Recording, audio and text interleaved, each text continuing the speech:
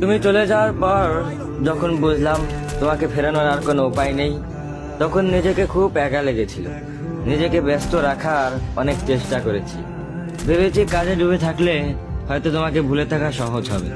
চেয়েছিলাম সবকিছু ভুলে নতুন করে বাঁচতে, কিন্তু দিন শেষে আমি হেরে যাই।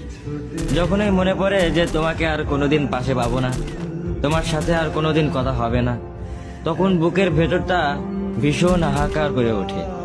আমাদের মাঝে এখন 1000 মাইলের দূরত্ব। এই দূরত্ব পেরিয়ে তোমাকে একবার দেখার ক্ষমতাও আমার নেই। ঠিক তখনই চোখের জল আর বাধা মানে না। তোমাকে ভোলা আসলে অত সহজ নয়।